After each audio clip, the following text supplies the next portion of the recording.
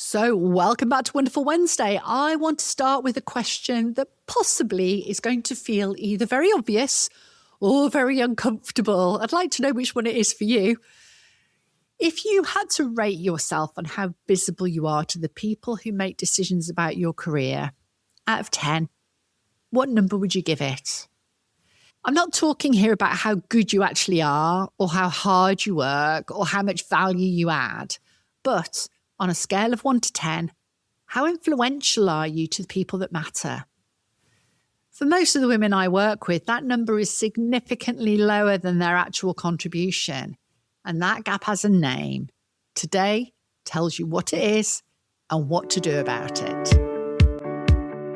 Welcome to Unshakable Her, the podcast helping women in leadership build the influence, visibility and presence to make promotion inevitable. I'm your host, Caroline Esterson. Let's get started. By the end of today, you will understand 3 specific things the research shows about why visible workers advance faster than competent ones. Interesting, right? And why this is not the same as being showy or political. It is influence. You're going to hear about a bias that is so well documented, it has its own name, and you'll understand why your manager's brain is working against you without them even knowing it. And I'm going to give you a framework for thinking about visibility in a way that feels like you, not like someone performing for an audience that maybe they don't really respect. But before we get into the science, I want to stay with Cara for a second because she did something on that dog walk that I think is worth naming. She asked, who knows something I don't? Not, why is JP useless? Not, this is unfair. Not, I should update my CV. She went straight into curiosity and she started looking for the information she didn't have yet. That's the move.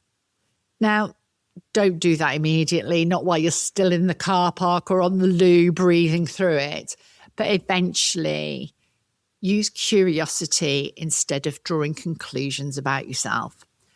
So today is about giving you the information to be curious about your leadership impact. The science bit, because facts beat fear every time. So let's talk about 3 things. First, I'd like to introduce you to the mere exposure effect. Robert Zajonc identified this way back in 1968, and his principle is very straightforward. People develop a preference for things they encounter repeatedly, regardless of the quality of those things.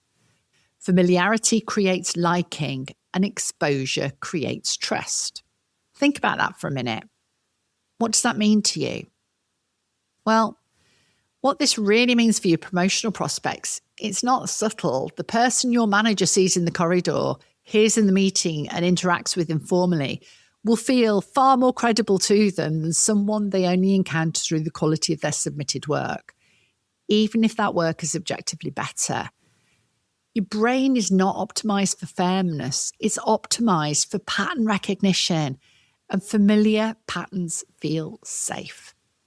So being good is not the same as being known, and your manager's brain or your manager's manager's brain will always prioritize the known.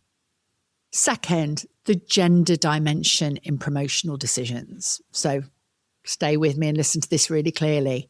Research by Victoria Breskel at Yale and work done by Laurie Redman at Rutgers shows us that women are more likely to be assessed on proven, demonstrated performance, while men are more frequently promoted on perceived potential. Do you hear that? This is not a small effect. It means that the implicit standard applied to you is higher. You must have already done the thing to be considered for the next thing, while the standard applied to others is about what they seem capable of becoming. Now, I don't want to say this to make you mad, and it's certainly not a reason to give up, but it is a reason to understand the game you're actually playing rather than the game you thought you were playing. And the game that you're actually playing involves making your demonstrated performance impossible to miss. Then third, it's about cognitive availability. When decisions get made, maybe things like a project lead, a secondment, a piece of work that would be perfect for someone, your manager's brain will default to whoever is most cognitively available, most present, most recently encountered, and most easily pictured in the role. Out of sight is genuinely out of mind. And again, I've said this over and over again. This isn't because people are being malicious. It is because human working memory has limits. And we are busy.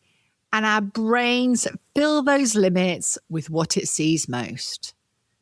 Kara's 6 months in and she's been heads down. She has been delivering. She's been managing her team and handling things and not making a noise about it. JP knows she's there, but JP couldn't quite tell you what she's been doing specifically or picture her clearly in any room above his own. And in the review, he didn't give her the opportunity to share what she'd done. And then, surprised by the feedback, her mind went blank. Patricia Okafor, her boss's boss, has probably not thought about her since she stepped in for Simone and got a good overview as a comment as she left the meeting. None of this is malicious, but you need to understand the rules of the game, and all of it is absolutely fixable. Not the club, just bad processes. The system's the problem, not you. Let's fix it for you and the next one in. Okay, I hate saying this, but I really need to. The visibility gap is real. The science is real, and also the system is genuinely not designed to surface quiet competence. Most performance review processes in most organizations are built on manager perception. What does your manager think you've done? What do they remember? What have they noticed? There isn't a mechanism in most review frameworks for you to submit evidence, make a case, or correct a perception that has formed already in someone's head without your involvement. The process assumes your manager has been watching closely, forming accurate judgments, and will translate those judgments fairly into a rating. That assumption is doing some heavy lifting there for someone with zero structural support, isn't it? This is not just about you navigating it. If you're a leader, then this is about you actively creating the conditions where people on your team don't have to perform visibility, because you add it to the process to enable them to surface what they contribute. You help them become more influential. Do things like start asking for evidence. Create space for people, whether individually or within the team, to tell them what they've done and what they've achieved, and celebrate the stuff with them, the big and the small. Don't wait for the review to correct this approach. Don't let them dig their hole bigger and bigger. Guide them when you have feedback that suggests that they would benefit from making adjustments. And make the process do the work that the organisational procedure currently isn't doing. That right there is leadership in action. So as ever on a Wednesday, I've got 3 questions to sit with this week to guide your own adjustments. If you've got a pen handy. Number 1, who are the 3 people most likely to influence your next opportunity? And supplementary question here, when did you last have a meaningful conversation with any of them? Number 2, if your manager had to describe your contribution to their boss right now, what would they say?